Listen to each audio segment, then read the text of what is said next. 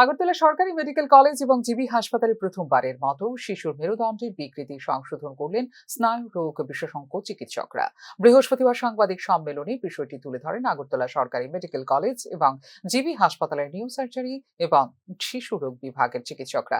মেরুদণ্ডের বিকৃতির কারণে দৈনন্দিন জীবনযাপনে ব্যাপক অসুবিধার সম্মুখীন হচ্ছিল 11 বছরের শিশুটি। এই অস্ত্রোপচার সফল না হলে আগামী দিনে পক্ষাঘাতগ্রস্ত হয়ে প্রতিবন্ধকতার দিকে যেতে পারত শিশুটি, জানিয়েছেন চিকিৎসকরা। এই সাফল্য শুধুমাত্র চিকিৎসাগত দক্ষতার ফল নয়, বরং হাসপাতাল প্রশাসনের সমন্বয় ও সহায়তার কারণে সম্ভব হয়েছে বলে জানিয়েছে জিবি হাসপাতাল কর্তৃপক্ষ।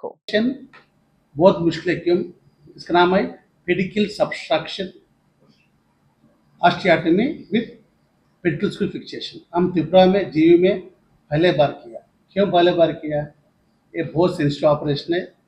इसके लिए कम ये पूरा ऑपरेशन करने लिए बहुत जिनिस पत्र चाहिए और बहुत टाइम चाहिए। And number is pre of care and post of care.